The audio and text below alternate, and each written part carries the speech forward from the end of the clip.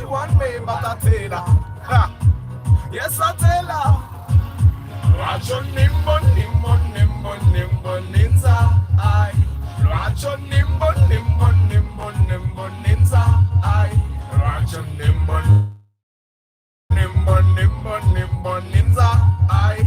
Racho nimbo, nimbo, nimbo, nimbo, ninza, I. Hey, you're my number one. Wasoka na kugamba ne guri omwako gwagwa. I tell you that, but you don't care. You don't give a damn, you don't dare. My number one girl, you rule my world. You took my heart, never a part, but you make me beg. You make me beg. Every time I come over, you make me beg. But why? Why? But why? Racho nimbo, nimbo, nimbo, nimbo, ninza, I. Racho nimbo, nimbo, nimbo, nimbo, ninza, I. Racho nimbo, nimbo, nimbo, nimbo, ninza, I. Racho nimbo, nimbo, nimbo, nimbo, ninza. Sitting on motoka, sitting on kabanja, sitting on bling, jagana kuwa some love. Give me some love, be my better half. I promise I will never let you down, my girl. Jewelry, dollar bills, many things don't mean nothing. For as long as you got my heart, yeah. Now you watch on number, come on, what will request? Yes, no, let's take it slow. Girl, you rule my world, you take my heart. Never a bad, but you make me big, girl. You make me big, girl. Every time I come over, you make me beg. But why? But why? Yeah. Racho nimbo, nimbo, nimbo, nimbo, ninza, I. Racho nimbo, nimbo, nimbo, nimbo, ninza, I. Racho nimbo, what's them, tia? Racho nimbo, nimbo, nimbo, nimbo, ninza, I. Girl, I love you, but you never ever take what I say. But you do what you do ever again, and you rock my world. It goes around, around and round. I love you so, I need you so, I never leave you so. Girl, I tell you this every day, every night, that I really feel you, I can't deny. Give us a chance, you and I, you and I, you and I. Give us a chance, you and I, you and I, you and I. Watch on nimba, on nimbo ninza, watch on ninza, watch on nimba, on nimbo nimba, watch on ninza. Sitting on motoka, sitting on kabanja, sitting on bling, jagala kuwa some love, give me some love, be my better half. I promise I will never let you down, my girl. Watch on nimba.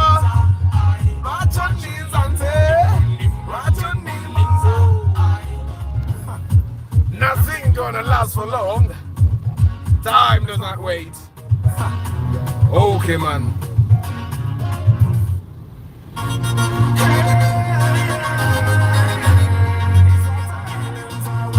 Hey, good morning, people. Random contract Thursday. When you kiss me, when you touch me, the way you love me.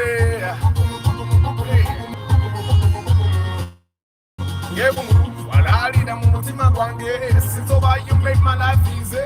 To find another to papala.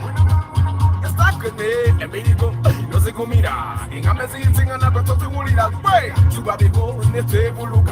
To my little again, and I told you. Baby girl, you rock with me. It's what I feel inside when you're by my side.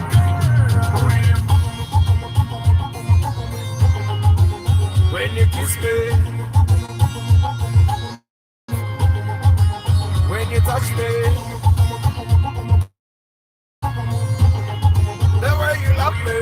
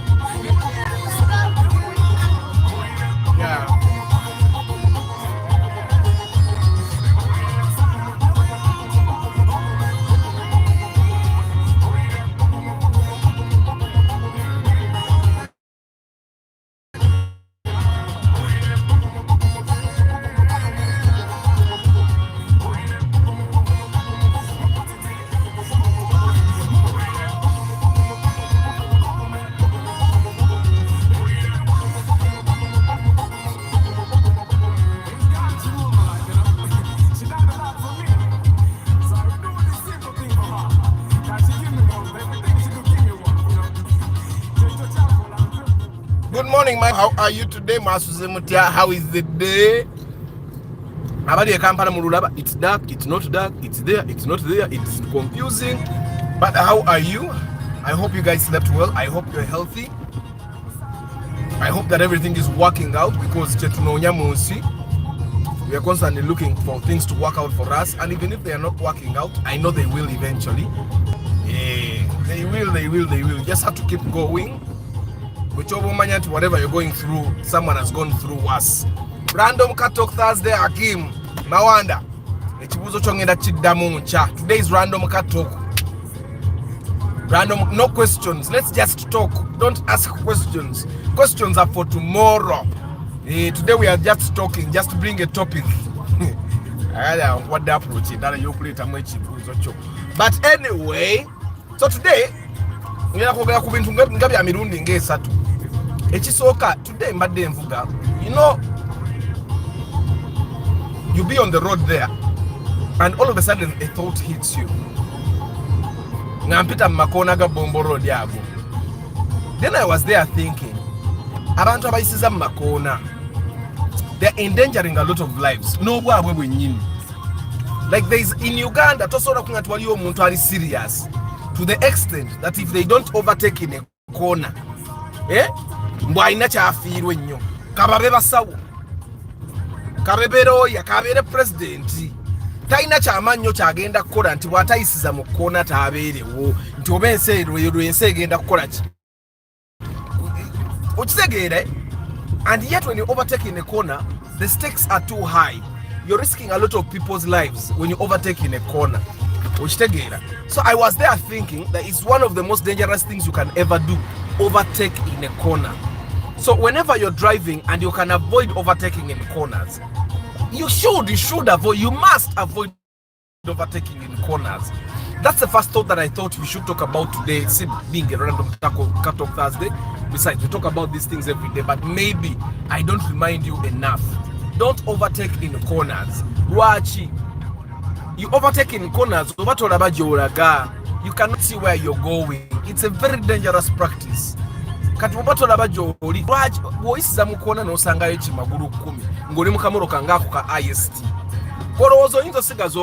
You know, when we are seated in these cars, we get the illusion that they are very strong. We get the illusion that you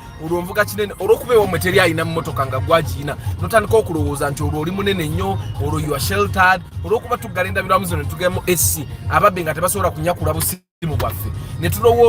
We are protected from everything. Yoka is nothing.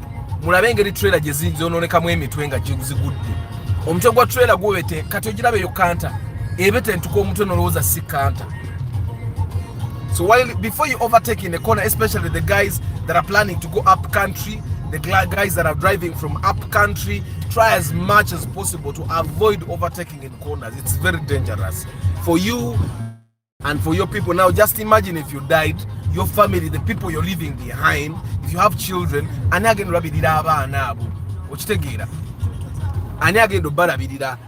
for me, I think one of the reasons why I try as much as possible to be safe is to not overtake in corners, not drive recklessly, because I have a lot of things to achieve.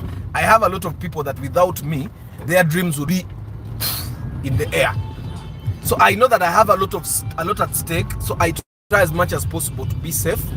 I try as much as possible not just overtaking corners. I try as much as possible not to get into quarrels that I should not be getting into, because orumune nyombo zenyini zetugenda mzinzo kujjawo toyomba n'abantu tobba abantu okyegera tokola bintu biyinza kussa teka bulamu bw'omukatyabaga, because oli wa mugaso eri abantu bangi.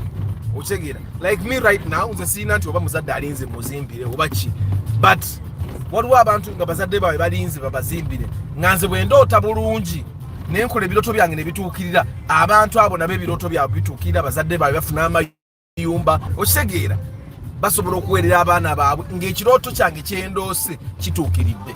So you have to think about yourself. Gwenga gwe wooli ago, how many people will survive better if you survive better, and how many people's lives will be ruined if your life is ruined? because we take ourselves for granted no lowooza tolina nnyo mugaso mu nsi naye nga ate amazima olina omugaso mungi nnyo. So many people look up to you, so many people are inspired by you, so many people achieve when you achieve, okitegeera. But anyway, mwaswe mutya. Good morning Joshua.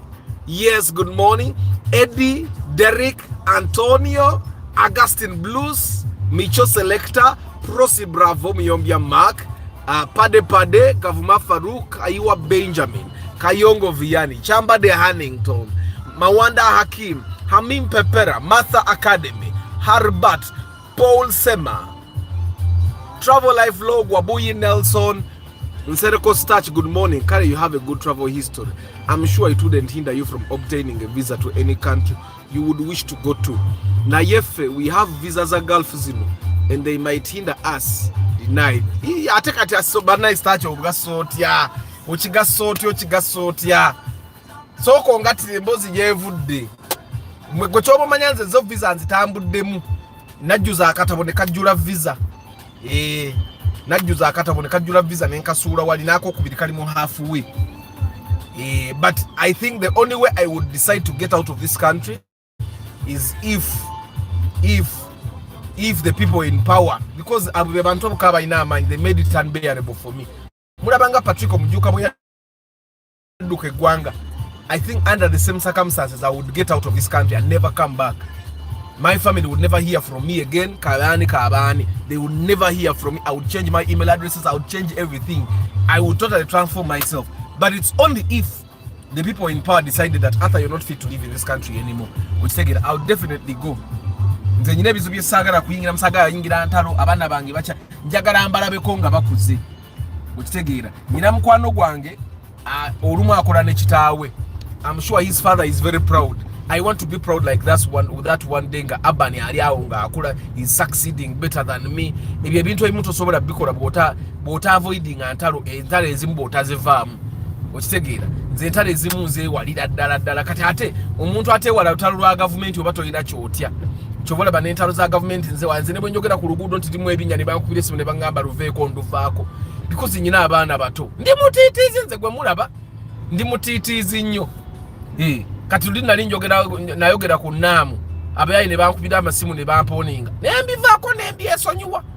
Okitegeera ndi mutiitiizi nnyo nyina abaana bato ate sina baana bokka nyina n'abantu aba nga if I succeed they succeed.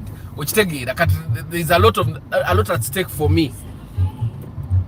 Is that truck ahead moving backwards? Nedda it's going forward. Ebadde da reverse akakakuba nti kafunda abadde talina bwakyuka ayina kudda reverse okusobola okukyuka. Waliwo traffic atutadde oba tuli mukola lugezigezi naye ndaba waba cases kitegeeza kangoberere. You know that car is manual, okay? You hear Aban. Manual cars, they drive using the clutch and accelerator, okay? Now what happens is that a manual car, when you press the clutch and it has been going forward, it can come backwards a little. That's what happened with that lorry. Lindako omusajja atusibi no wakasasiro bamusibyo naye wakasasiro ndaba agenda mu maaso.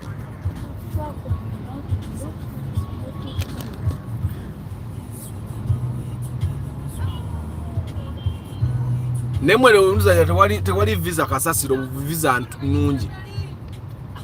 They might deny us visa because we have work permits of Gulf countries, so they might deny us the visa. That's what I was saying. And for you, at least you've got a good travel history. Nze nalaba kati muntu ngova mu Gulf country ngoyagala kugenda mu Singa, Europe, Canada wa oyina genda ng'ogenze kusoma kati kunganya fees $1 emitwalo ng'esatu ogenda osomeyo ka course oba osoma ka course nga bofigaringa out engeri y'okusigalayo. Good morning Abe Abdul Nasser, good morning. Era Nasser nawe nga bw'okyogedde ebiseera ebimu kabaka sima. There are people that have traveling atatambulangako wantu w'amagezi wonna n'agenda Canada ate ne batamudipotinga n'abeerayo emyaka. Yeah, but how are you? Bana itemwerabira cafe ya kulwa mukaaga tugende tugirabe kanzoke mbakubira akayimba ka cafe. It's the cafe. Oh, it's so much.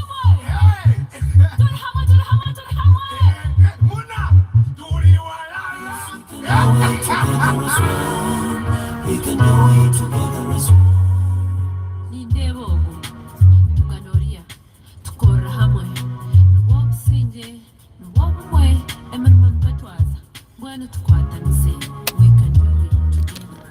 Ukana mubuzarwa oro runyoro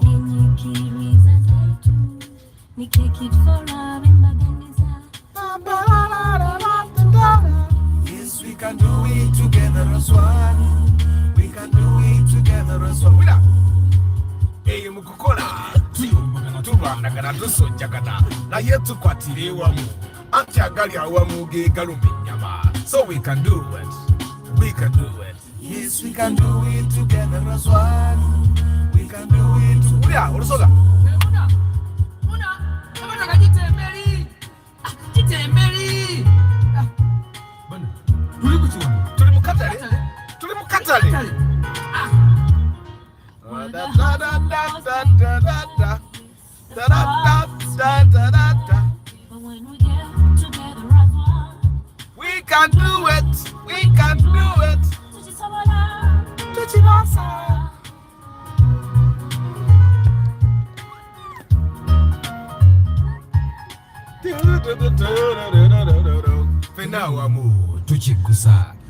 Bantu mwe Random Cat Talk Thursday topic yange akatukanga akasoka nkayisizaawo kali toyisiza mu koona akantu akokubirika embadde njagala okuyisaawo ate nga kali important for me. Bantu bange bwe nkusaba ka consultation ng'ombuuza ekibuuzo ku WhatsApp. That consultation is well deserved. Ebibuuzo mbiddamu ku Lwokutaano. If you have questions, ask them on Friday for free and I will answer them. Oba there are people that come from TikTok directly. You can ask those questions in TikTok. Ne mu message munda siddamu bibuuzo. Siddamu bibuuzo mu message za TikTok because njagala questions zonna baziteeke mu comments so that I answer the questions and everyone else gets the answers. Kati, there is a follower of mine here. He has asked this question like I don't know how many times on the Friday question Friday. I answered this question so many times. He went ahead and called me. Nemusaba consultation. Ngatagala musasula. He came to WhatsApp. I said the same thing nagana. So yesterday najja ku office yange. Era ngataze na consultation. People kati wano muntunulye n'okuntunulya. People bwengano kuddamu ngatompadde consultation over the phone. What makes you believe that bonojja ku office ewange gye nsasula ne rent ate ngenda kuddamu ku bwereere? Gwe kusimu nengano kuddamu ngatompadde consultation. Because one thing I've realized, a person that values my opinion will value my opinion no matter what. A person that does not value my opinion, nebo musaba mutwa utajja gukuwa. You can imagine a person came to my office yesterday ng'avuza amafuta ga mitwalo ng'esatu okujja okundaba naye nga tasobola kwevaamu kizike kya kunconsultinga. Okitegeera ate nga bana banyina byenkola. By the way, bwaba wali wano he can testify. I was busy nti bwe yaŋŋambye kanzinoonye ssente nengenda nenkola nemwerabira nomwerabira mbanyina byenkola. Okitegeera. And I've realized that people think we still have that attitude where people think that abantu ababeera ku social media kati olaba nga bwe nkola YouTube live, there are people that believe nze okola YouTube live sina birala bya kukola. There are people that believe that, but I can tell you that for me to do these live broadcasts, I just found a creative way to use my time as I commute. Okitegeera. That's why you don't find me doing a YouTube live when I'm at work. I do YouTube lives as I travel, as I commute, because that's a creative way to use this time. Era ona abantu ba TikTok abali bambuuza nti naye atha lwaki evo beera ovuga, because that's a creative way for me to use my commuting time. Okitegeera. I use my commuting time. It's important for bano bafunye bawadde ne bambi abalala. Mutaffe temutaffe. So anyway, I just wanted nako nakonkayiseewo bambi muleme kunyigira. Saagala golowooze nti bwe ŋŋaanya okugamba okuwa answer ku WhatsApp ate bw'onojja ku office nja kufuna ensonyi oba nja kuswala nkubuulire ebyennyina okubuulira ku bwereere kuba ate ku office gyozze mba nsasula renti buli mwezi. Okitegeera. Mu office mulimu assistant asasulwa buli mwezi. Office tugikilininga ne sabbuuni gwe tugula, ebisiimula twabigula. Okitegeera. Tuyinamu wifi gwe tusasula, amasannyalaze tugasasula. Katate toyinza kusuubira ojje ate oconsulting for free. It doesn't add up, people. It doesn't. Then ekirala kye muba mumanya, some of this information I research to get it. Some of this information bambi sifuna ya bwerere. Sifuna ya bwerere. Ebintu ebimu mbiteekamu akadde. I research. Olumu ngenda nzimu nyini nenvuga amafuta nengenda mba mechanical okubeebuuzaako. I create networks. Some of these things are not easy. That's why not everyone has them. That's why not everyone does what I do. Okitegeera, eh?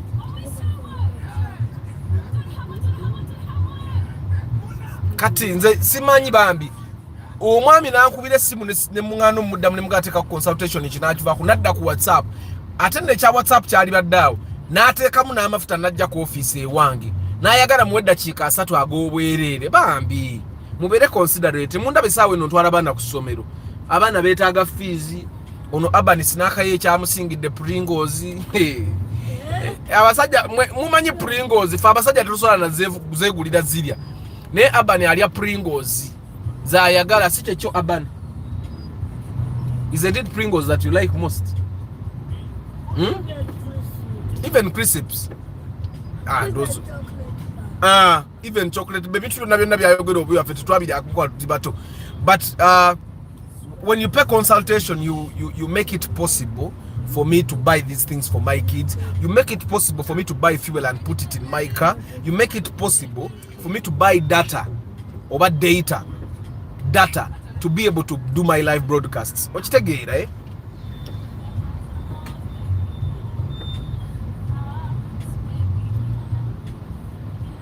Mr. Chisenyi, question, can't wait, which year is the Vitz old model? Oba tompiseeko nnyo matha naye ekibuuzo lwaki tokimbuuzizza enkya?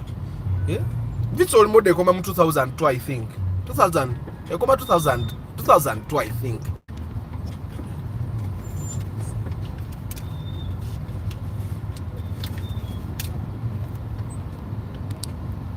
So mwasuze mutya bantu bange?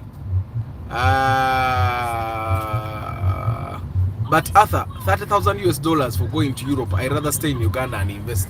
Because $30,000 is a million in gachi enda muzizo. Million chikumi, by the way. The million chikumi. Anti kati oraba starch a travel life vlog. That's the reason why I choose the segomba nyogenda bweru. Because with $30,000 when in Uganda okuja Kongo ogula bamalaya nnyo ng'onywa nnyo walaji, it's very hard for you to fail to do a business nekwata ewano with $30,000 when Uganda surviving akambala gaba boda kubanga katikano kajamu. You guys need to see things that are moving. Muleme kwebwa bakubuza matho gula audio gabe discount. I might change and get a new passport to travel to East Africa or South Africa or visa free countries to Uganda, then get all it takes. Mr. Arthur, nze sifanga sigenze to other countries. Anti kati starchi, if you have money for holiday, you can go to any country. You can go to any country as long as you have the money to afford their holidays. You can book hotels, you can feed yourself while you're there. They will tell you in Uganda genda ku holiday. But what in a sentence, you can tell them ngenda kujambere naku biri. You go there no berayo naku biri, not the Uganda. Nengo ogenzeyo. Okitegeera. Hajara, good morning. Same to me, I can't overtake in corners. Obulamu mbwagala nga ata. Bana njagala obulamu. Gwe kuba makafaananyi kati mu abasajja. Ekintu kiri kimu kankireke kijja wulikika bubi naye nga ate kirungi lwakuba mu mpulikika tekiwulika bulungi kati nkiresi.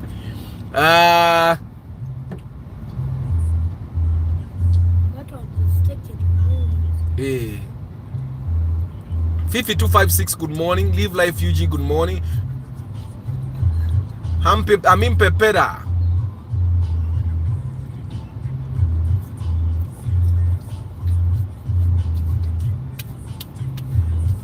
Good morning Matthias atwijuka adiatwijuka. Manyagolu nyakole mumpina bwengogero izo zandi weri adiatwijuka. Yizo kuloza nanga amemuchiga adiatwijuka. Good morning Heaven Testimony Search. Nathan, good morning. Bridget Kakai, good morning. I hope you guys are doing well. Today is Random Car Talk Thursday. We talk about everything. Whatever you're taking a notes, I wanted to talk about something else today. wanted to talk about something else as well. It's totally about cars, by the way. Totally about cars. Okujako kamba jukize, put a tracking device in your car. Because your car is an asset. Your car is an asset. Put a tracking device in your car. The point me telling you to put a tracking device in your car is not me telling you buy it from me. You can buy it from anywhere else, but put a tracking device in your car. Why? Because I saw a car which has the same body as a racing car. hey. oh, what's happening? What's happening? Yeah. You coughed. What happened? What caused you to cough?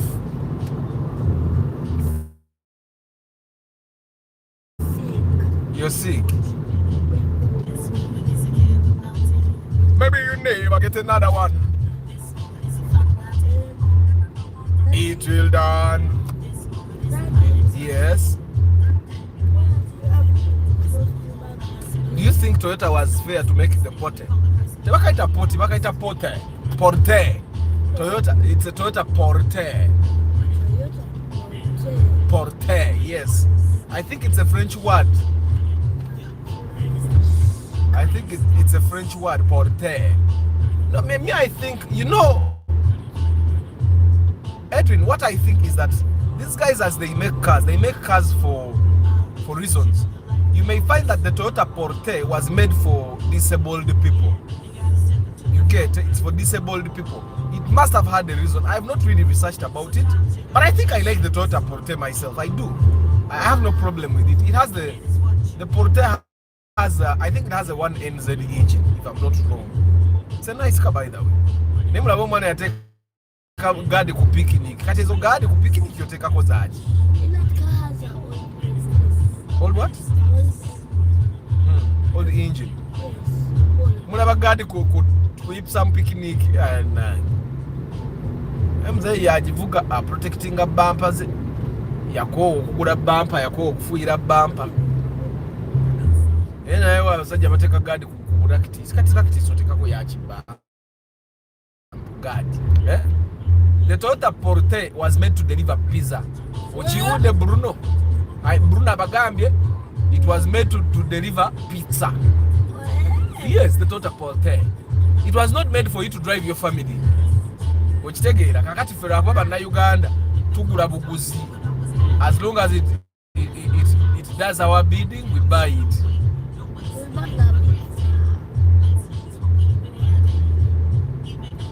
Daddy, Yeah. how can I take and deliver too many pizzas? Because it's a car that was made to deliver pizzas. It can carry Many. But you guys, I have a problem. The word is written in pizza. So I'm wondering why people call it pizza. But why is the word written pizza, yet people call it pizza? Why? Huh? I don't know what you're saying. I don't know what you're saying. Good morning, people. How are you, Anangi? Me, I think for the love of cars, you guys make my day bright every day. You make my day bright every day. I'm still figuring out what I want. I had like three main things that I wanted to talk about today. The only places where I give free consultation on cars is YouTube and TikTok. If you come to my WhatsApp, if you come to call me on my phone, you pay 50k. Okay?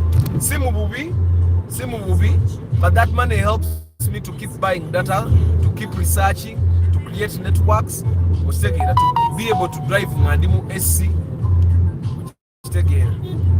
Obanga ogenda okuweta okube ngombe ababoda ne bamanya nti kakati ono omusajja agenda kuweta kitegeera.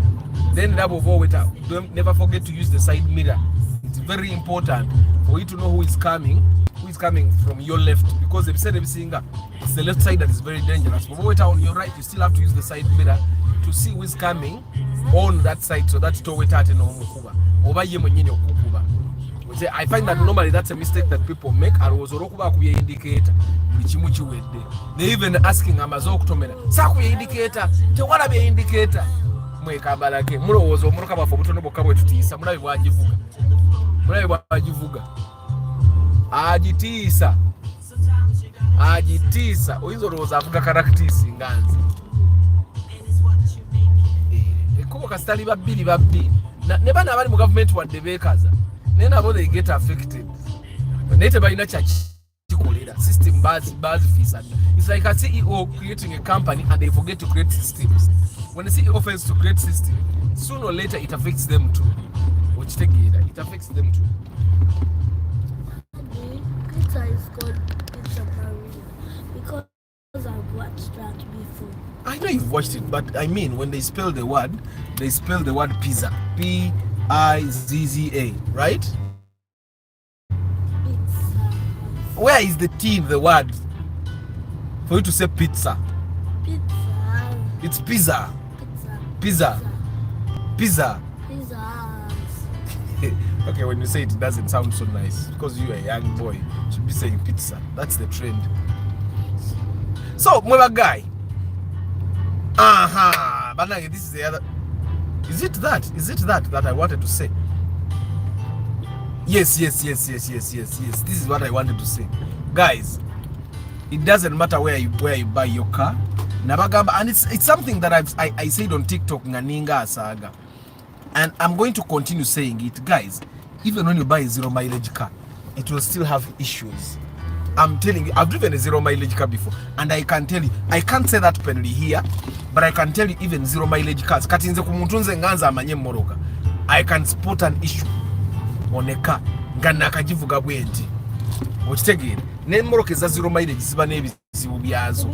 it's just that eya zero mileage oba ne confidence ngo ogivuga oyinza n'obutamanya nti kizibu kuba eba mpya okitegeera, but even zero mileage cars have issues. So it's impossible for you to come and buy a car ngankadde nga teriimu byakola okitegeera. It's very impossible. However, you need to know which issues should you accept, which issues should you not accept, because what we have bizibu nga binene nnyo. When you look at how much money you're buying a car, when you look at how much time and effort you're investing in the car, when you look at what you're going to use the car for, there are issues you should not be accepting. For example, a person that is going to use a car for special hire, for Uber, you need to buy a Moroka Jogure in Okubanga. It has working AC. Sure deal. Chitegeza. However much you want to save money, instead of buying a car that doesn't have AC, it opens. I see what you did there.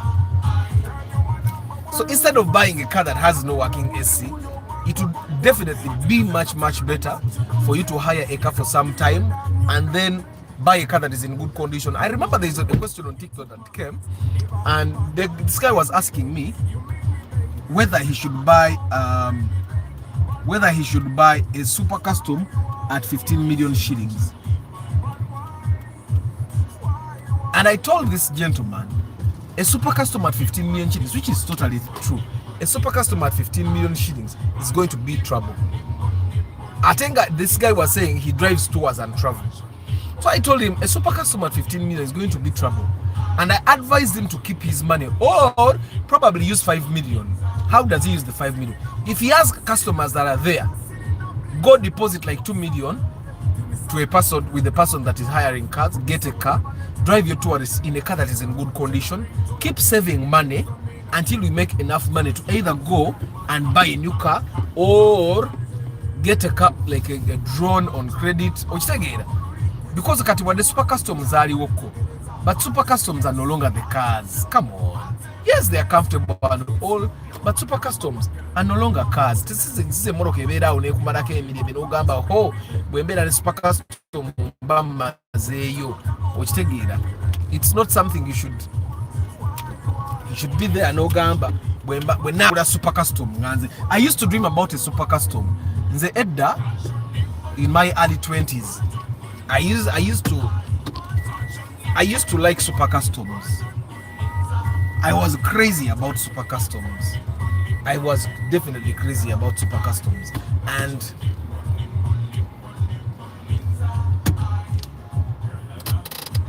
you see, we are not even using light. We're not even using light. So let me just increase a bit of light here and a bit of light here, and then we are good to go. So I used to dream about, I'm going to turn off the engine. Good. I used to dream about super customs, but that's way before. Before I knew so much about cars, I used to have a dudu, and there's even time I wanted to do better. Omusajja muwe dudu muongereye million satu ampe super custom. His super custom was manual. That's something I cannot really forget. And we failed to agree. Ye yali muna 3L bali bajusa ne batekamu engine ya 3L ngate mukyalimu KZ. Was a very nice. I think the thing I liked about super custom was the comfort. That suspension system that is really nice. But right now, you give me a super custom at 15, I would not buy it because I would know it has problems. Which take it. Tell muntu aina super custom ye with all the kinds of jobs and the work that a super custom can do for someone. Nabina nayunga namuna ajitune million 15. That's quite impossible. TX, that is possible, but the super custom, hell no. So you need to be very, very careful. Topic of 2024: what you need to know about hybrid cars. Kale Benjamin B. Arthur, good morning. Why do you pass in such narrow roads? They are full of thugs and can kill. Remember Jeno Katumba incident. Hey Jeremy, if thugs want to kill you, they can kill you from anywhere. In Uganda here, Jeremy, let me tell you one thing. People that want to kill you can kill you in front of a police station. Jeremy, you have not been in Uganda for a very long time. In Uganda, thugs can kill you from anywhere. If they want to kill you, they can come to your house and kill you from there. You guys, I'm sure you guys have seen the news. Ababbi bajja ne babba police ne bagikubira ku ssaawa nnyezi ekiro nejjencha ssaawa 3. Okitegera nga ababbi baze ekiro ssaawa nga 4. Abantu abo ne bakubira police nga ababbi baakavaawo. Police netajja paka tomorrow morning. Okitegera. So Jeremy, me I would not in Uganda. I think e Kampala wano Katonda yatukuuma fenga ffe n'abalina okutukuuma tweremererwa nga Martha bw'atera okugamba. Bwe kyoba omanya tweremererwa kati we tuli Mukama yakuuma. Arthur, I need a tracker but in absence of my mechanic. But Madam drives. Doesn't Madam drive? Actually, Jeremy, this is what you could do. I have another person that wants a tracker that side. I could have 2 trackers installed on the same day. I could have 2 trackers. We can find it at home, or you can get Madam to drive it to a place where you think it's convenient, so that will also keep your privacy. So your mechanic will not be there. Cleanliness, Abdul Nasser. Cleanliness of what? Cleanliness of people, cleanliness of cars, cleanliness of what?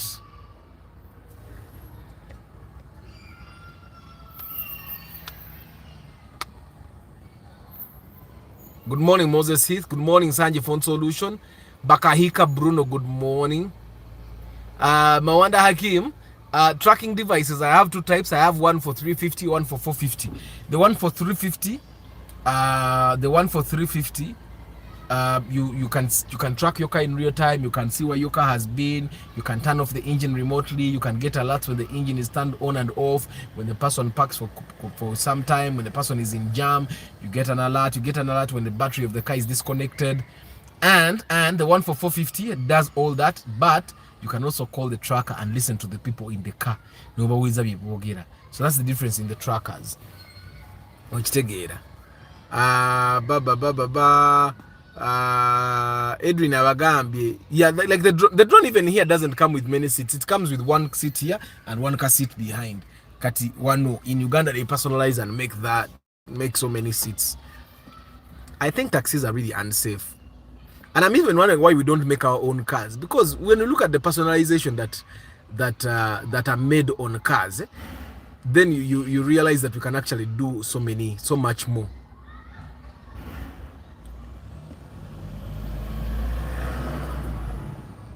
ajarambuka motoka kakikadde topic 2024 nkimaze Kutesa David, good morning. Nathan, osobola okukuba endobo in a car that uses both manual and automatic. No. Endobo mugikubenga mu motoka za manual zokka. Emotoka za automatic olaba nange sikuba ndobo mu automatic. And you know the fuel is negligible. Nika kati motoka yange ina obuti bubiri. Senga nfuna yo omundu zilakisa nampereza ye ekyekumi nangamba atagenda oteekemu amafuta gajjule. Kijaba kinkolera kuba kati eriko obuti bubiri ayinza okujjula emitwalo nga 17 18. Arthur, what do you say about Suzuki Swift of 25? Why did you use 25 million to buy a Suzuki Swift? You, when it comes to time to upgrade, you're going to sell it how much? Wanji? Why would you invest 25 million in a car that is rare? For what? Okay. Now, for me to buy a Suzuki Swift at 25 million, let me tell you the situation I would have to be in. I would have to have an apartment block that gives me about 50 million or 20 million a month. Ngezo zijja no matter what. Ngate nyina nebirala byenkola nenfuna million ndala nga 10. Kugamba my income would have to be the total amount that buys that car because moroka esala. Moroka yemu ku moroka ezisala ne kusalira ddala ne wejjusa ekyagiguza. So why would you buy a Suzuki? I know those cars look nice and all, but if you're going to buy a car that is not a Toyota, buy it brand new, 0 mileage. That's the only reason. That's the only reason.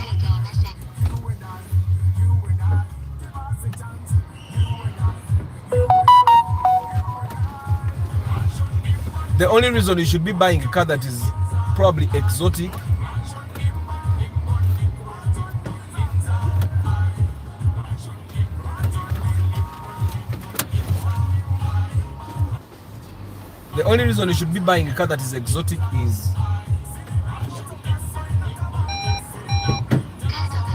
is if you have a lot of money. Exotic cars, let's leave exotic cars for people that have a lot of money, by the way. Famana tujira tuvuga Toyota. Simu bubi. I know life is too short, but what if you live long? Life is too short and you live beyond 80. So if you're going to Ragnar, wake up. Ragnar. Come look at me. Come look at me here. How are you? Fine. Wake up. Yesterday I went to the bond that is near Haas petrol station, Bakuri. I was looking at Kluger. What's so special about these Kluger cars? Nothing. They are just SUVs, no more SUV. Actually, all cars have nothing special. All cars have. A car is a car. That's why in the Nabagamba, I'll drive any car as long as it achieves my goals. As long as I get to where I want to go, as long as I can put the things or the people I want to put in the car and move, me, I'll drive. A car is a car. And by the way, that's why the only reason you should be buying a certain car is if you can afford it. Don't buy a car simply because, oh, I must be very comfortable, oh, I deserve this, oh, no. Buy a car only when you can afford it. Why? Because after like 3 months of driving, that car will become ordinary. It will become ordinary. It's not going to, you're not going to feel special for a year. So guys, I do pre-purchase inspection. If you're going to buy a car and you want to get a good car at a good price and the car is in good condition, I'm your man. I come with the mechanic. We make sure you don't get ripped off, and we have saved quite a number of people. I also help you make the right decision, because without the right decision, even when you have 100 million shillings, we charge a small amount of money, which is only 450,000 shillings. And that money covers my time, the mechanic's time, and the fuel to move us to the cars. And the cars must be in the central business district of Kampala. Then you pay extra, because taxi sisi sobola nze najirinya lyo lwasembayo twagenda okunonya altiza lutanga altizambi sisobola taxi tuvuga omoroka yaffe notekamu amafuta naffe n'otuweeza ffe n'otugulira na bulungi kupaka tuba tugenda up country tuba tulina okugenda n'ekibaketi kya KFC okitegedde.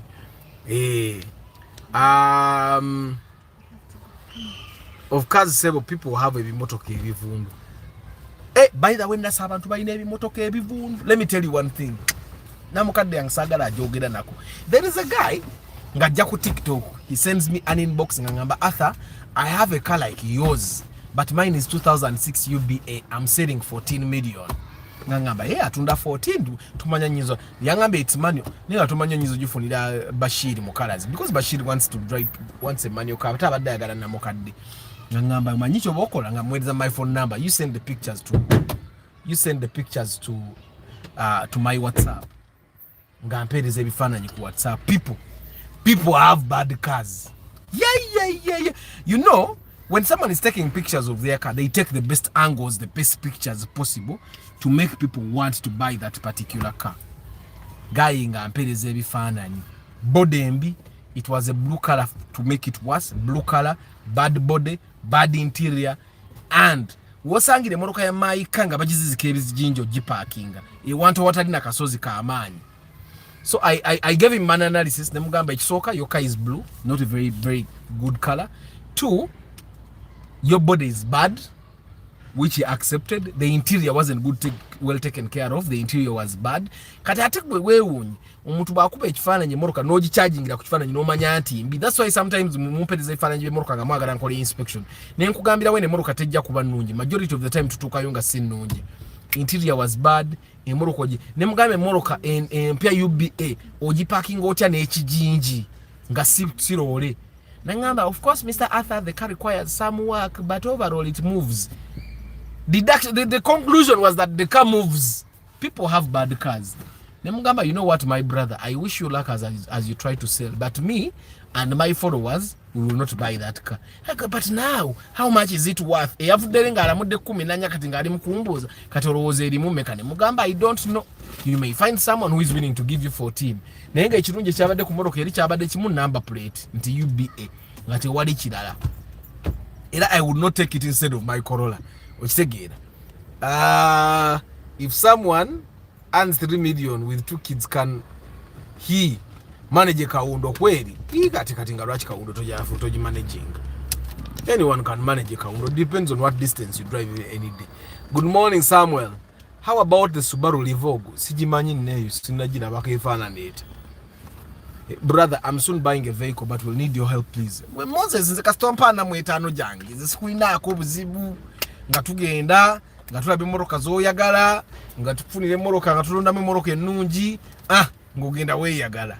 And we have a very good track record. Moroka gye twasooka okugula yakyasinza okuba eya raisi mu moroka ze twaguze yali ya miliyoni 5 yali kosa. Omusajja gwe twagigula ne bamuyita Solomon akyagivuga. He still drives his kosa. I know yali atundira n'atuuka n'abivaako ng'alaba emmoroka ate zayinza okufuna bw'agattako obusente bwe n'agasente nkangira zikozesa bizinesi. Ye moroka ekyasinza okuba eya layisi gye twaguze. Omuntu omulala gwe twagula naye moroka eya layisi yali Brian, one of my very first followers. Yali yajja nga azeggula Mark II Grand ng'alina essomero. Then I told him, why are you buying a Mark II Grand when you have a school? Buy the Ipsam, Bonojikowa. That car can work as a school van. Then Mark II Grand also later. Then eventually he agreed with me and he was very happy. He's one of the very happy people that have expressed satisfaction with my services. And then we bought another Ipsam with Yariani. He's a pharmacist, I don't remember his name. He bought an Ipsam.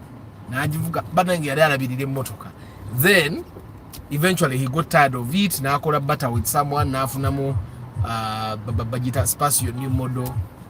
In Morocco ndali yali ya raisi. Morocco chenda je twagula ku raisi. Twagula ko Primo million Primo yali ya mukaga. Neyo Primo me I didn't agree with buying that Primo because teyali imbaraga vunyo. But of course this person gwe twagula na Primo. I wasn't there even when he was paying yabugumamu, and I've realized that chechimu ku bintu byatero kukola abuguma. And he ends up making the wrong decisions. Like literally every time he buys a car, the decision he makes is not the best. Okuja decision ya semba yokola yali I supported him, and I think it's one of the best decisions he's made. The rest of the decisions abadenga akola anfu ku motoka abuguma, and I find that's something you should try as much as possible to avoid getting bachita bati okubuguma mu luzungu bakiyita bata sagala ngambe nti go getting warm okubuguma jeke taliwo jeke yateranga okungamba oluzungu olutu okubuguma mu luzungu bakuyita bata not getting omuntu okubuguma okuchamuka bakuyita batya overheating omuntu okuchamuka mu luzungu bakiyita batya getting excited. Yes, getting excited. One time I was also tapped with omuzimu gwa wish. Oh, very fake, no AC, fake gearbox, boot never opened until I sold. Yet it was a UBJ. I will never buy without inspection. Gwe BJ nga yali mbi nnyo. BJ okubanga ina gearbox infu, boot tegula, AC tekola. Nga yali nfunya ate eyo. Top channel, what's up? Chechiriwo oyo top channel mumulaba. Asasula akasente okubeera wano. Oyo mubede wa for the love of cars. Live life you excited. See overheating. Omuntu okubuguma abeera getting excited. Omanyise oluzungu luleka ng'olwangu wano ng'olwogera lwokka. Naye bwebagamba nti kati jacket bagiyita batya mu luzungu. Akubuuza ekintu. Ne bakubuuza ekintu all of a sudden ne bakikugwako ne bakugamba empale ya pink bagiyita batya mu luzungu. Empale ya pink bagiyita batya mu luzungu. Awo otandika okumanya nti oluzungu luzibu. That English is not Englishing. Naye kajjamu kaleera ate kava ku ki? Kwatira wano. Good morning, Namatovo Viola. How are you? Naye mwe bakazi mmwe. Ngate mujja kugula monoka. Okimanyi nti nno ndwawo okuguza abakazi emmotoka. Kirabika bannange basajja mu you're not empowering your sisters. You need to empower your sisters. They make money so that they can buy cars. They give me inspection money. Ndwawo okuyambako abakazi okugula emmotoka by the way. Ndwirawo ddala. Ate the women that normally buy, they buy with their husband. So it's technically their husband that has made the decision. Like the decisions abakyala ze batera okukola is color. Being thrilled is different. Being thrilled is mostly a positive emotion. Excitement can be both positive and negative. Because over excitement is not good. Under excitement is not good. But excitement is okay. Okitegeera. And sometimes excitement can also be bad. Okitegeera. So random car talk Thursday kati ngenda bawe dakiika nyazo kazo kama mbuza ebibuzo kuba hour yange ewedde ku kati njagala kuba na ku masimu. Nyine emboozi gye ngenda obanyumiza tomorrow. It's a very funny story. I'm going to get the facts of the story. Mwe abantu ababeera in relationships. Nobeera mu relationship n'omuntu ne mukyankalana n'akuviira bugizi n'agenda. N'otamunyega. Like this, I don't know who is in Hoima. There's a story that has been that I've had. Oli omusajja alina mukazi we ne bakyankalana, omukazi n'anoba. Omukazi bw'anoba. Omusajja kali yali ayisa bubindoozi omukazi n'anoba. Bwe yanoba n'agenda eyo omusajja teyagenda kumunona, omukazi n'alwala, Guy teyagendayo kumulaba, teyamuyambako. Chiki eventually n'afa, ndooza Guy n'okuzika teyaziika. Chiki amala okufa, Guy n'atandika okulwala mysterious. Agamba omukazi aleka yamulekera omuzimu. I don't know how true those stories are, but I'm going to get the full story today so that I can tell it to you tomorrow. Because bagenda, I think bamuziika leero Guy oba nkya. But yalwala n'amala n'awona. So I think yesterday abadde ava ku shopping, ava ku shoppingira abaana. Yukira abaana badda ku ssomero. Bamusanze agudde mu mulyango ng'afudde. Like out of the blue. He was not like he coughed or anything. Bamusanze mu mulyango ng'afudde. And if what people say is true, then you guys should treat your partners properly. Mukyala wo tanoba n'otagenda kumuyambako. Like a person you've shared a bed with. It's mubeererewo. Okitegeera naye kati omuntu agenda n'alwala n'otamubeererawo n'omuleka n'afiira eyo. Okitegeera. You should let Mama Aban also have a go at the broadcast so that she can appeal to her sister. Mama Aban mumuleke. Nze sikyateeka relationship mu public. Mumuleka abeereyo mu background. I remember, I don't know, by the way, ndoza kiringa sitaani w'okwawukana ali ku social media alinze ffe. I remember the last relationship I posted on social media. Nagipostinga mu January, by June twali tetukyali ffenna. By June twali we have broken up. Okitegeera. So it's one thing that I would also recommend to other people. Please try as much as possible to not post your relationships on any any internet social media platform, try and keep your relationship out of the public eye. It's not like people don't wish you well. I don't know what is it with it. Me nze sagala nnyo kukkiriza nti people are against us. No. Whenever you start thinking that people are against you, olekera onokola by'olina okukola ng'olowooza nti abantu tebakwagala, tebakwagaliza, tebakuliiko, okitegeera nti oba baagala ogwe. Me, I don't want to think like that, so I keep doing what I have to do to keep going forward. Okitegeera buli bw'onoolowooza nti waliwo abakulwanyisa olina ebikulaba n'amaanyi agakola gajja kuggwamu. So but you keep doing what you have to do so that you move forward. Okitegeera. Imagine buying a car, you go in your friends to boss around, from a sudden the car is not reversing, yet you parked facing the wall. Wakula wishi ngatekola reverse. Ngatekola reverse ochikakasa. Atebo wali ojigula. You wake up pregnant too early. That is why he's ever sleeping on the way. Yeah, but you know, bana abano baraka zino TVs na batira ke mabega. Mama wabo ayino baforcing okuzijjako nga tuve waka, because they be wanting to watch. Okitegeera. They be wanting to watch. So we have to force them to not watch so that they sleep. So it's us who want kubanze mbanjagala abana abo ne bebaka ne batuka kusomero nga they are fresh for a day. But in the evening when these things are on, it's only Urban that sleeps. And it's because Urban works really hard at school. Kati Urban asoma nnyo abera na assignments na agenda mu sports na akola. He has a lot of work to do compared to Nana. That's why I think Nana teyebaka paka nga tutuse waka in the evening. He busy watching stuff. He busy watching stuff.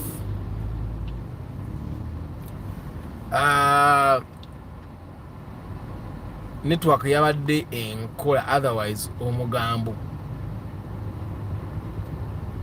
ntubuzaako mama Urban sikitegedde ekyo. Good morning Omeja Moses. Augustine Blues agabaki sikategeddaako Augustine. Arthur, most ladies beeremerera, that's why we don't buy cars. Mweremerera temusobola kweremerera Martha. Nze I think ekintu ekibeera kimwe ekibeera ku abakazi sente muzikola ate bwe muziwaba Arthur. Gwe Arthur kasita kubala bulungi ati natandika okugamba by'oyagala okuwulira nga sente otandika okuzimufukumulira. Nze kyendowooza kyemukola. But of course, naturally, for us in Africa, culture yaffe ekyali omukyala afumbirwa. So I think omukyala emmotoka gy'anaavuga omusajja yalina ogimugulira. Okitegeera. Good morning, Kenneth Okilan. Most especially parents, don't please put empalana. It's really very bad and it damages the kids so badly. Just mwaukane for peace, otherwise mitawana miere. Not even just parents, even in family. Name of family. I can tell you, I have a relative of mine. Edda ngancha ina chibina ya ngancha student. I used to drive her around gatana gura motoka. So I think ne one we tujirida nga ina graduation ya mwara we yali yamanyira nti she does like this Arthur nas tukiramu. So aba ina graduation ya mwara we nampita Arthur jangu njagala kutumako noneleko bino ne mugamba but I'm busy. Oh nanyiga kati mukunyiga abana be bonna nagenda nga abagamba oyo takyawuliriza yepanka bichi kati yaganye n'okutubeererawo ngenda okutuka ku graduation ya mwala we nga abana be bonna tewali agala kumbuuza nga bonna okitegeera. So I find that it does not matter what goes on in your life, try as much as possible. Actually from that time there is a distance that was created between her children and me. Nze nkimanyi kyava ku ekyo kuntuma nga ndi busy. Atenga namuga kusimnamuga naye kakati nze sikyalinga bwe nali emakerere. Kati nyina n'abaana ndi muntu mukulu nyina ebyokola. Toyinza kumala gangamba genda eno. Sibagenda kati nakase konunula ekiri. Atenga n'amafuta tayagala gagula. Okitegeera kuba mumanyi. I find that gwe n'obobeera n'empala naayo n'omuntu omulala, try as much as possible to make sure that your kids are not involved in those things, because abaana bo nabo balina ebyabwe. Abaana bo tomanya ani anaabayamba. Kati gwe bw'otandika okukyawa abantu abalala n'abaana n'ofuba okulaba nga bakyawa abantu, it will not be a nice thing. So try as much as possible to keep your kids out of your wrangles, which take it, protect their innocence. Protect their innocence. Good more, Cancer Gamba. After there is one thing that bewiles me. Can someone claim to drive forward without knowing how to reverse? Every time of reversing, they solicit help. Chisoboka, reversing is one thing that that's why they now could drive test they test reverse parking. JK parallel parking. Other pros and cons of Kruger. Nothing. Impose fuel consumption. Impose fuel consumption, but I don't see any other problem with that car. I don't see any other problem with that car. Is it 2.4? Na ebo bogula Kruger. Make sure you don't buy a 3 liter because 3 liter in your which again. But anyway, the difference is very. What was kugula performance car? Jigule kunywe. Nenga 3 liter has a lot of power. 3 liter has a lot of power, but me I would buy a 2.4 liter any day. Sigenda kujiti kabiri unnecessary and all that. Which take care. Network ebadde ngobye ku live. Nendo muloza sirimu basi banyara genda alinywe na mafuta by the way. Ejara genda alinywe ku mafuta. Ngazeo. Nakoma dio kunywa mafuta. Lero lwakumeka. Lero lwakuna nakoma dio kunywa mafuta. I think I have receipt here. Today is what? Today is 1st Feb.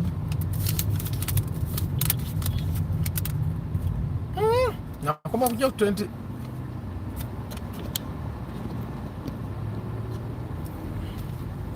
Nakoma kuja 27th. You know I keep all my receipts here, so I have to look at another receipt for me to kind of compare. When was the last time I took fuel? I think it's this. Like Kalweru. Katkangenenga zeo. Ngateko never guy bangekamba sibuli. Tomorrow is going to be question Friday. Ebibuzo benabena benganyo okuddamu enkyangenda kuba sina rukusabugana biddamu. I'll reply to all those questions tomorrow. And then Saturday, I think I have an interesting topic that I want us to talk about. I've been talking to some guys in my industry, and there's a problem I realized ngatichina ku industry afeyoka. It might be everywhere actually. So I want us to talk about it on Saturday. So the Saturday evening broadcast will be kawa. Saturday sina agenda. Saturday. It's the only day I get to rest. Sunday is class. Sunday is class day, so Saturday is the only day I get to rest. Good morning, Joshua. Bade mwe bali kubera okansome kumanya abasibuli. Mugalasi Joshua Mixed Farm, Tusime Eddie, Derek Lule, Antonio, Random Things, Augustine Blues, Micho Selector, Prosi Bravo, Myombia Mark, Mutumba Pade, Kavuma Faru, Kaiwa Benjamin, Kayongo Vianney, Chamba de Hannington, Mawanda Haki, Mami Pepera, Martha Academy, Harbat, Paul Sema, Travel Life Vlog, Wabuyi Nelson, Jeremy. Olabotya senga kuwa traka encha. You know omuntu omulala yagala traka kuba erimwe. I would do it together. I would do it together tomorrow. What do you think, Jeremy? Let me text you after here. Tulabeche tuchikolera. Msereko Starch, Wabuyi Nelson, Travel Life Vlog, Chris Da Vinci, Mark Don Spears, Matembe Abdul Nasser,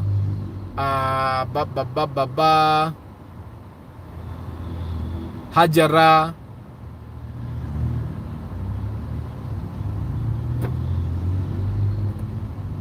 $5256, Heaven Testimony Search,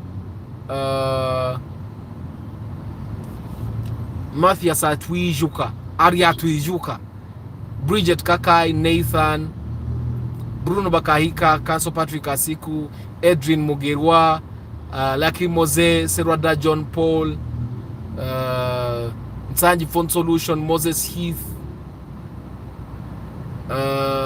Jeremy, Kutesa David, Kithama Shadrach, Musema Saddam, Ankunda, Live Life UG, Dauda Kalule. But I'm able to broadcast. I don't take this for granted. mwebale kunjagala. Judith Namatovu, I nailed the live timing. I'm in a ride hailing driver. I'm a rider using Fan Cargo. I want to get another car. Please recommend good consumption and maintenance and resale value. Fan Cargo is not actually a bad car. I don't know why you want to replace it. If it's your car and it's not doing anything wrong, you continue driving. It has no problem, by the way. Nathan, if someone earns Bambi or question engine of deity. Taremwa Samuel, Stephen Luzige.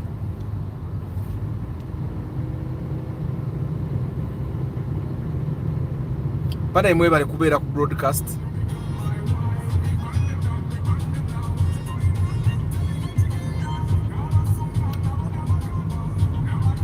Anyowa na mafuta ya kulanga moroka ensiseko.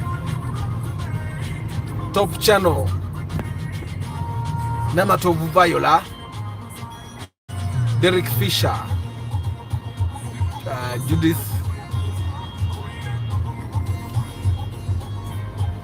Omeja Moses, Augustine Blues, Kenneth Okilan, Kato, Mudope Joshua, Toddy Ronald,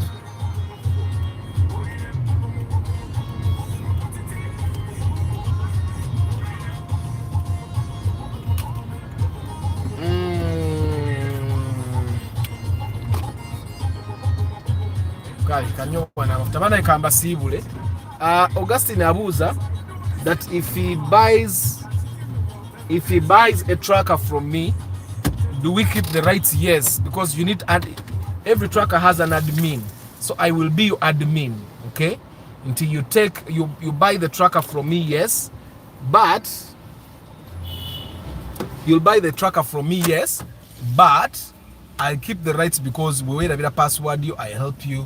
Senga bakubake moroka ne batwalira mesimu, you need someone that you can call to why moroka yange bajibye ochitengera. There are so many possibilities. Now then the question would be nti ya asigaza rights zange yotasobola kuba moroka yange. That's why you don't use anyone to put a tracker. That's why you buy trackers from people that have something to lose. Nego genda gende wachseka ofno mwana omulonze ku street ajja kutire mu tracker ngalwachi tajinona bana abantu bakamba sibule. Mwebale kubeerako. I'll see you tomorrow in Question Friday. Saturday is going to be hot. Have a very nice day. Ciao.